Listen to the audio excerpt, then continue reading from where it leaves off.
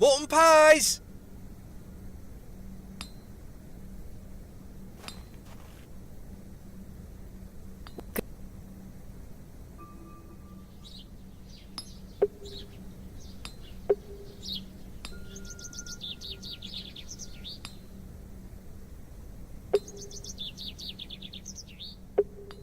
There's nothing else I wish to discuss at the moment.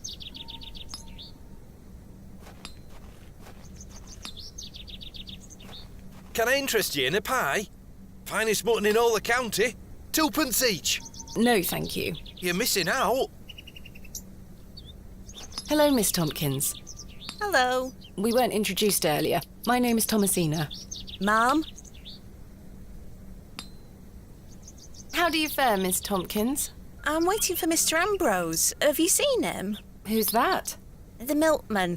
Miss Fenchurch will be ever so cross if I've no milk for his lordship. I'm afraid I haven't seen him. You are in the employ of Lord Panswick? Aye. He employs Arthur Bewlay in one way or another. I'm in need of some help for my excavation. Do you think his lordship could lend me some of his labourers? Maybe. Might you introduce me to him? Sorry, ma'am, but his lordship doesn't take visitors. Any road, I must wait here for Mr. Ambrose. Miss Fenchurch will be ever so cross if I've no milk for his lordship. If Mr. Ambrose doesn't turn up, and I find you some milk, would you be able to introduce me to Lord Panswick? His lordship really doesn't like visitors, ma'am. I'll take the risk. Miss Fenchurch will be cross with me. But she'll be even crosser if I come back without fresh milk. So, do we have a deal? Aye. Bring me some milk and I'll take you to his lordship. Thank you. But hopefully Mr. Ambrose will arrive soon. Have you been waiting long for Mr. Ambrose? Aye. He should have been here a good 2 hours ago. He's here every market day, you see. He sells only the freshest milk. Miss Fenchurch swears by it. I hope misfortune hasn't befallen him on his way here. I'm sure he will turn up. Oh, I hope so. Are you familiar with Hobb's Barrow? What's that? Never mind. What do you make of these stones? Oh, gives me the creeps. Why? Dunno, just a feeling. Who is Miss Fenchurch? His lordship's housekeeper. I'll let you know if I find some fresh milk. Thank you, ma'am. But tell me if you see Mr. Ambrose, won't you? I will.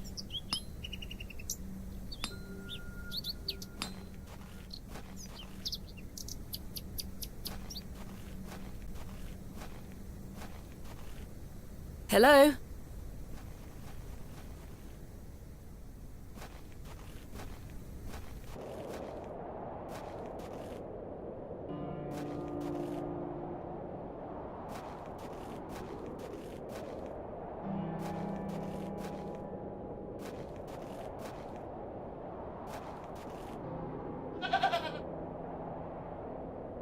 Easy, girl.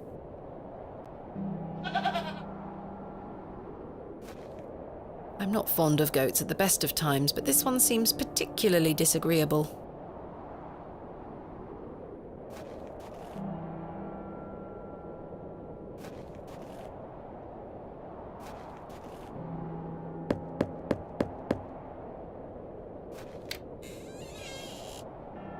What do you want?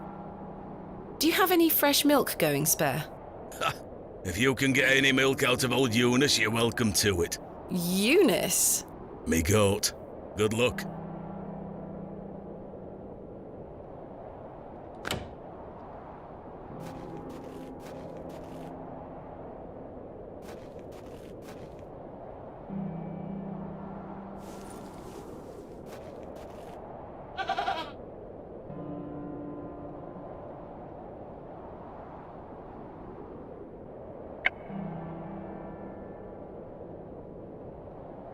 All right, we're doing this.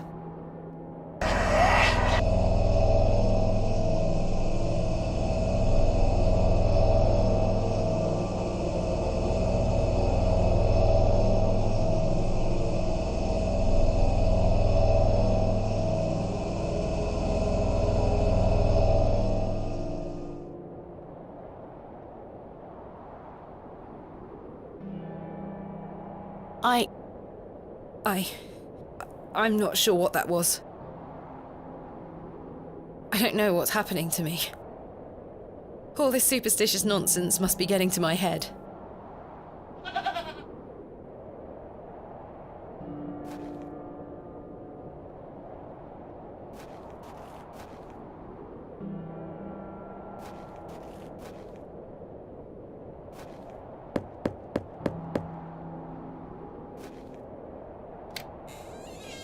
Well, did you get any milk out of her?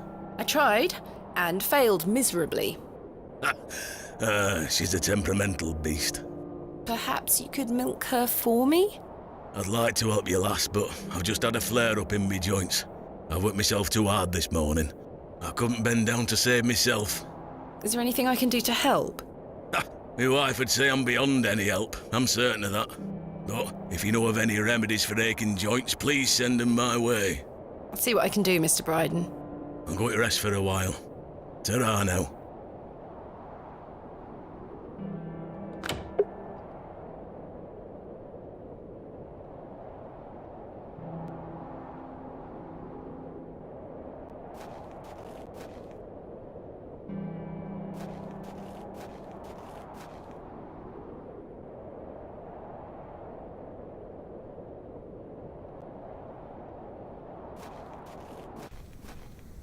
Hello?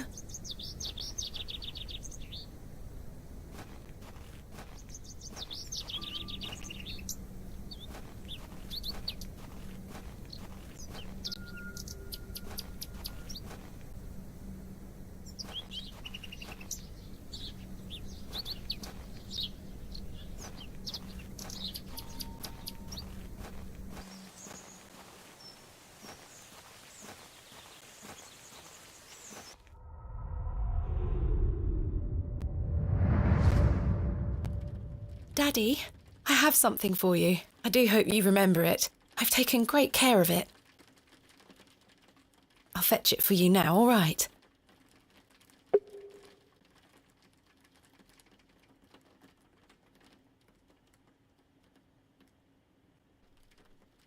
Daddy, you must remember this. The day that started it all.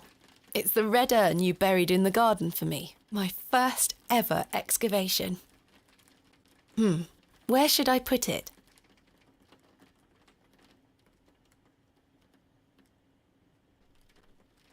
Perfect. It will catch the light from your lamp so nicely. There. I'm going to become a great barrow digger just like you. I hope the pot reminds you of those adventures we had together when I was a child, and how thankful I am for everything you've taught me. Now I must tell you about my visit to Pallinghurst. I found an arrowhead.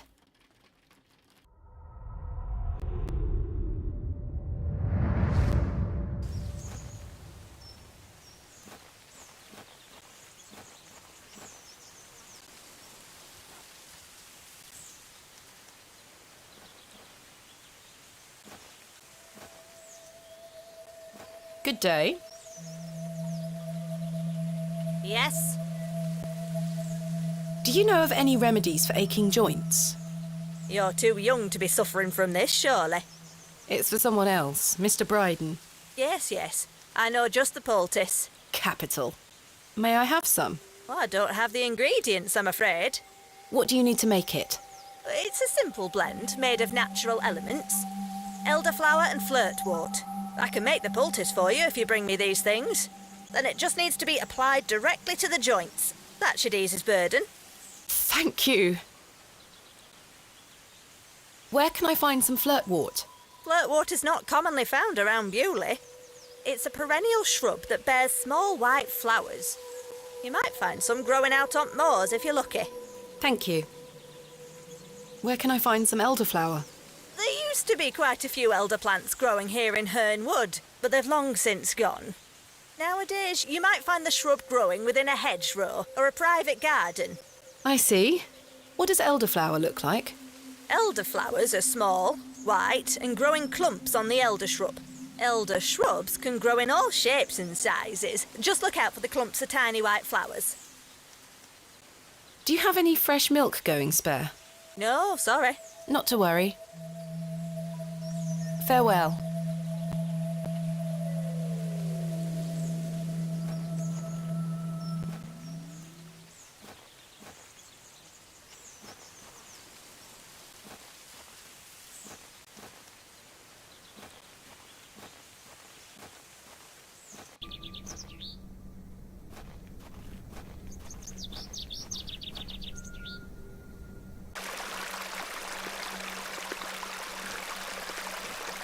This looks like it might be elderflower. I'll take some.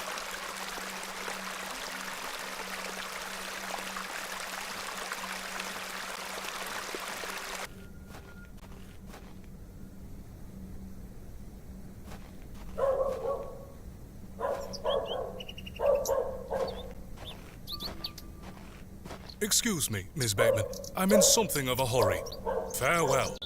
God knows when we shall meet again. Which work is that quote from? Romeo and Juliet. Oh, he's gone.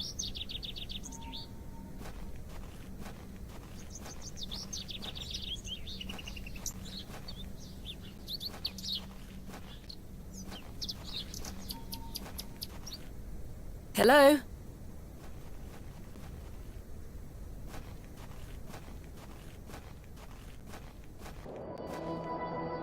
Excuse me, sir. Yes? Did you see a young girl with blonde hair pass by here? No, lass. There you are. Are you Thomasina Bateman?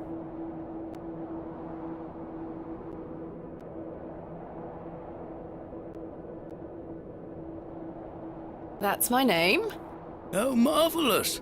It's me, Leonard Shoulder. Heavens! I'd given up on finding you. Please take a seat, Miss Bateman. We have much to discuss. You've proven to be quite the enigma, Mr. Shoulder. I'm mortified.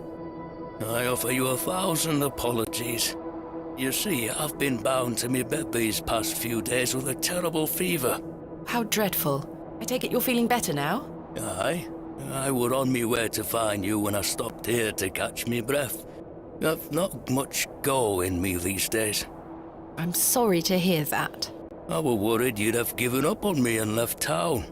I had no idea what had become of you, Mr. Shoulder. I spent a good amount of time pounding on your front door. I'm embarrassed. I really am. I've been doing my best to sleep through the fever. I am so very sorry. Please accept my apology, Miss Bateman. Fine, Mr. Shoulder. I've come all this way. Let us speak of the business at hand. Marvellous.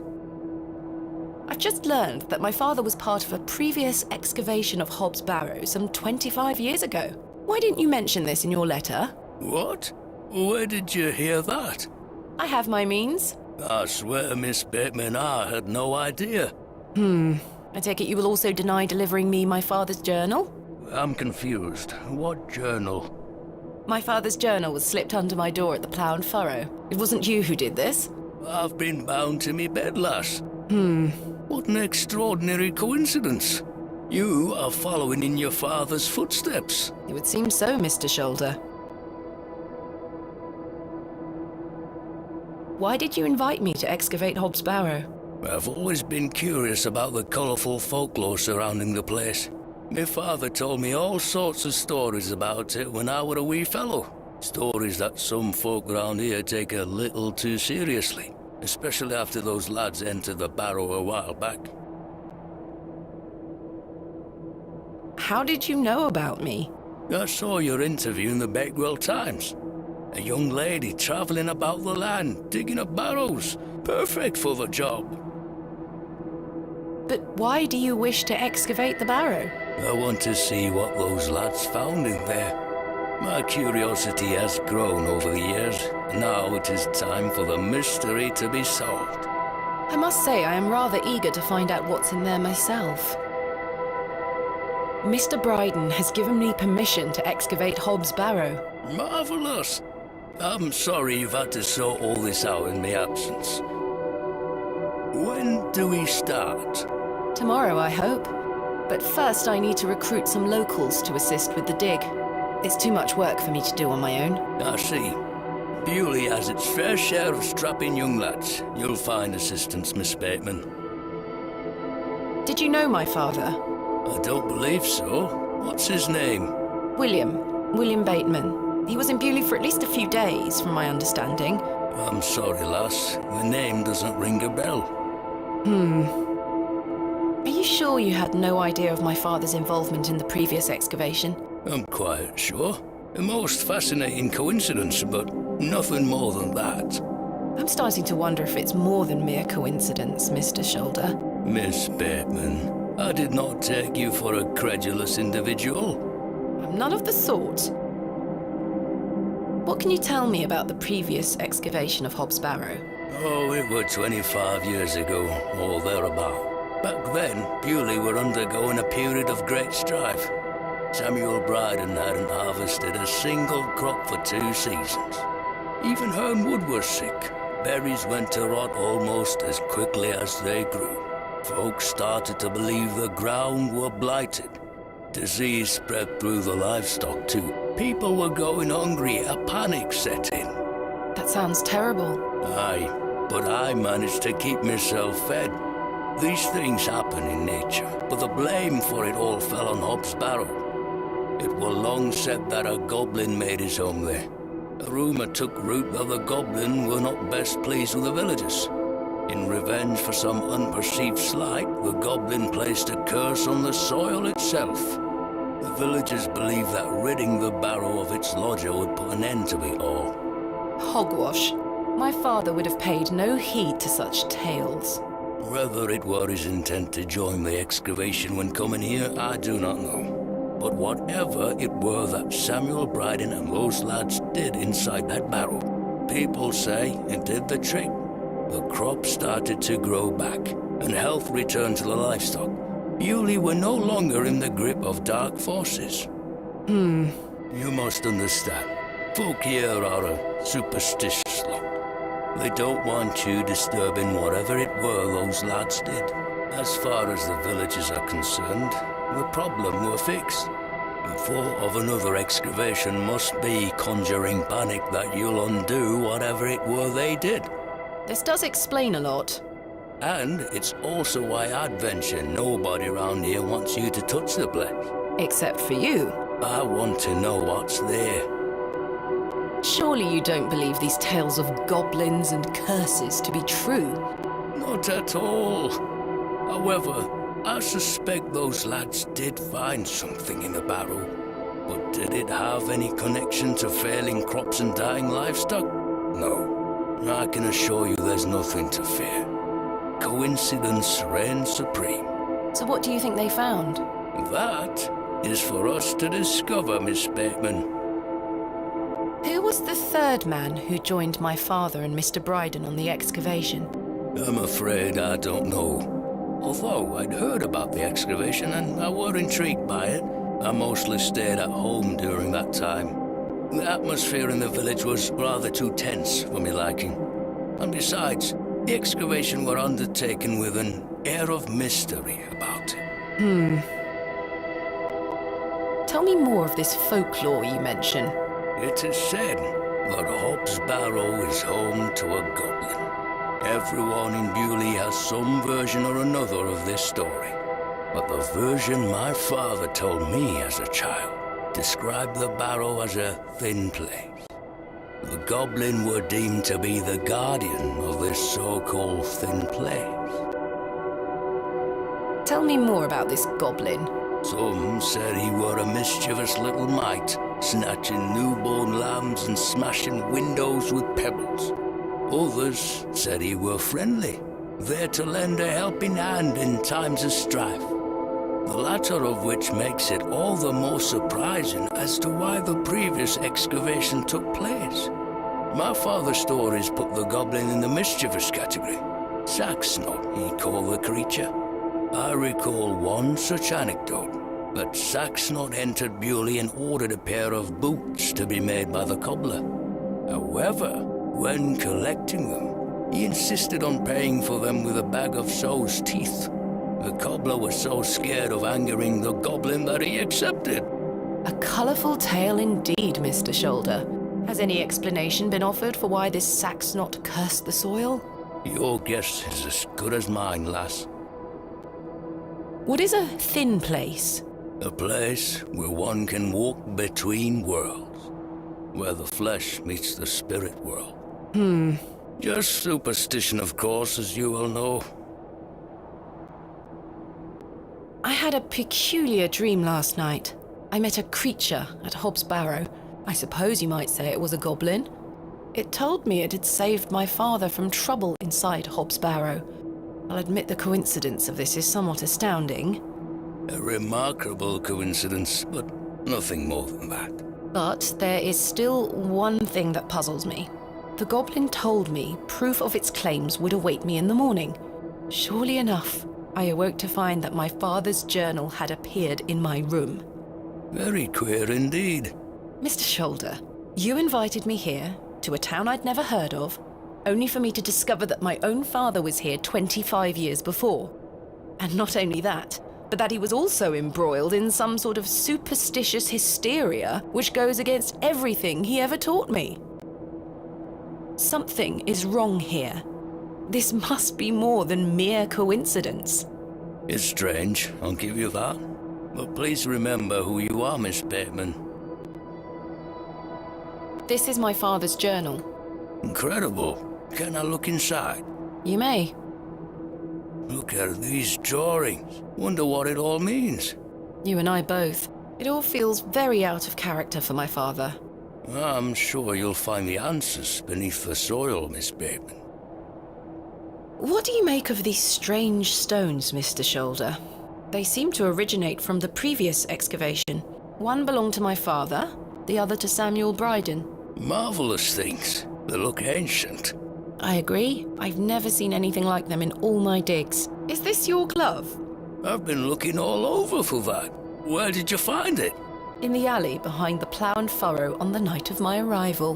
Were you there? As I say, I've been bedbound for several days, Miss Bateman. How odd. Can I please have it back? Here. Thank you.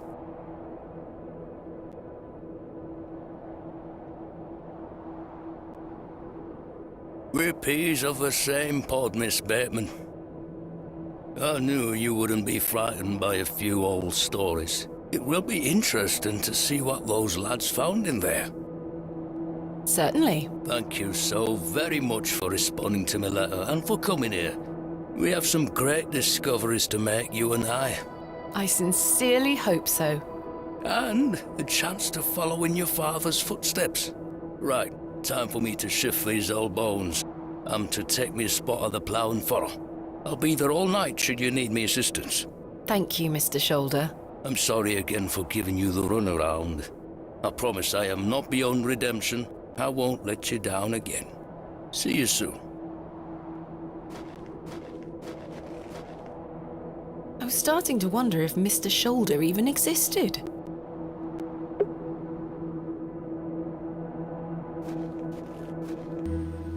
The day was starting to test me. The word coincidence felt insufficient to explain what was happening. It was after that first conversation with Leonard Shoulder that I started entertaining thoughts of a truly irrational nature.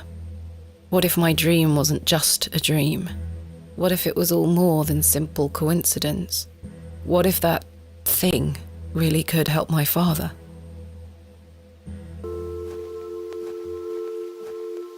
Good day, little one.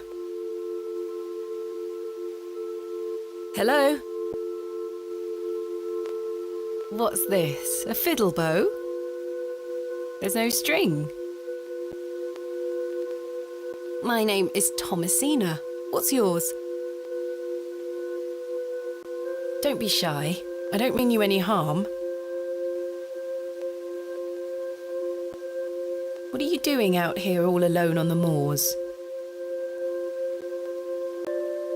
Do you live here? Would you like me to fix your bow so you can play your fiddle again? Yes?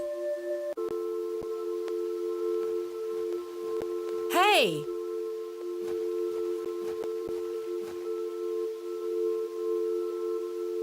Most peculiar.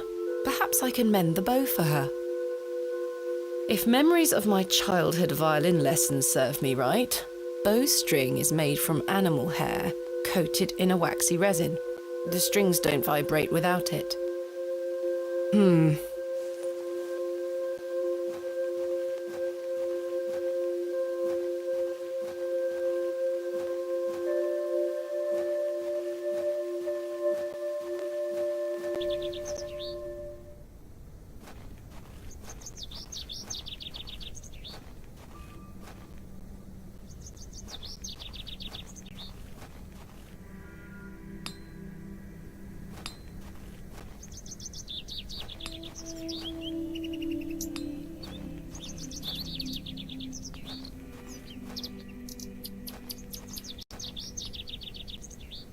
I certainly don't wish to touch it.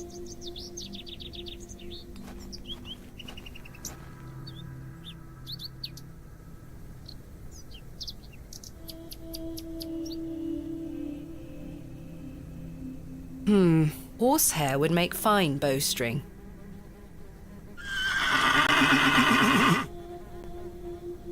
She almost took my head off.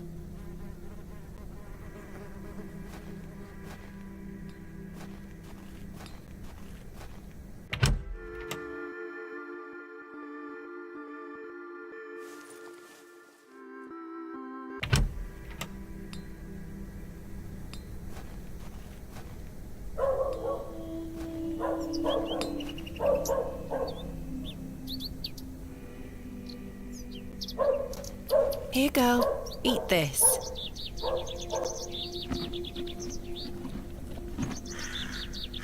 Good girl.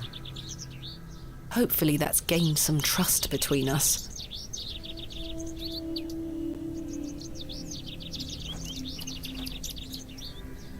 I've managed to cut off a few lengthy strands.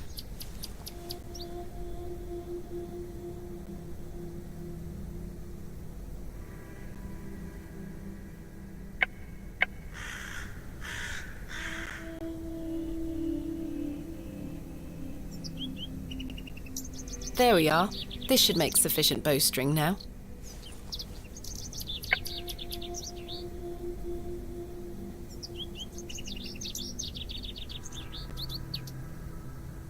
I've done it. The bowstring seems to hold on sufficiently.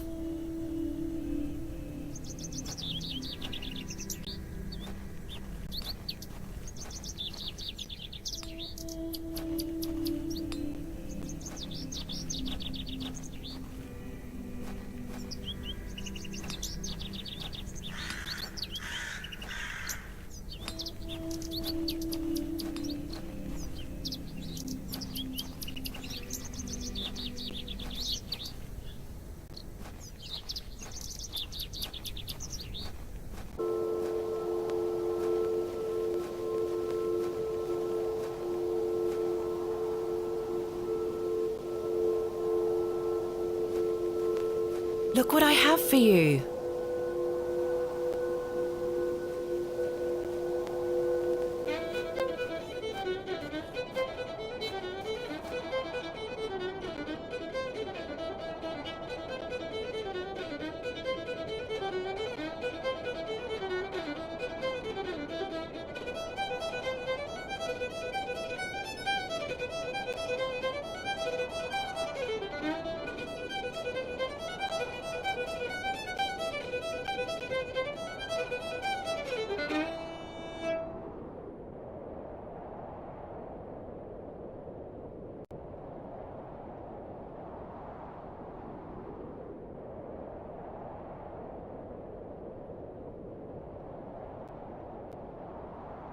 My head is spinning. What happened? Hello? Where did she go?